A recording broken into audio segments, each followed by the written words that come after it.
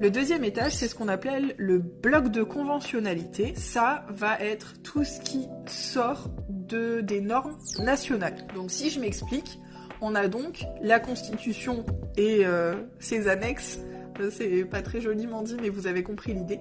La Constitution et donc ses satellites qui fixent les règles de fonctionnement de l'État et les principes fondamentaux.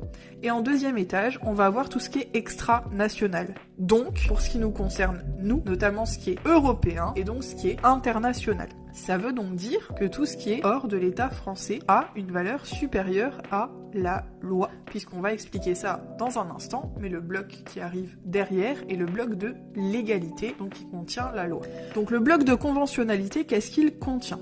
Il contient différents types de textes. Il faut simplement que j'explique un tout petit peu comment fonctionne le droit international. C'est une matière à part entière, donc on va pas rentrer dans le détail. Simplement à savoir que les règles de droit international sont discutées entre différents États et les États vont choisir de signer un accord ou un traité international ou pas.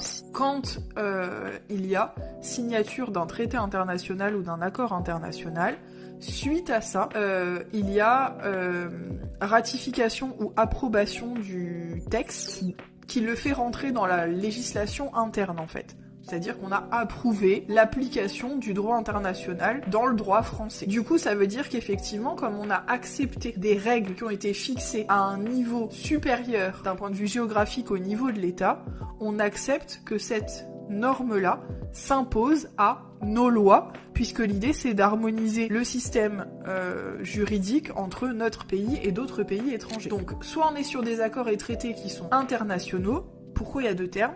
Simplement, les traités, c'est parce que c'est sur un volet plus général. Un accord, en général, c'est un document qui est sur un thème précis. Donc, soit on est sur un accord ou traité international, soit on est sur du droit européen. Là, il y a différentes choses. Il y a la Cour de justice de l'Union européenne qui intervient pour le respect, en fait, on va dire, des normes européennes. Donc, il y a une valeur particulière. Et vous avez aussi tout ce qui est le droit communautaire, donc l'ensemble des règles qui sont fixées au niveau européen. À savoir donc que pour l'Union européenne, la France a délégué sur certains sujets la responsabilité à l'Union européenne de fixer les règles juridiques et donc c'est plus l'État qui fixe certaines règles juridiques, c'est directement l'Union européenne et après c'est appliqué directement en droit français.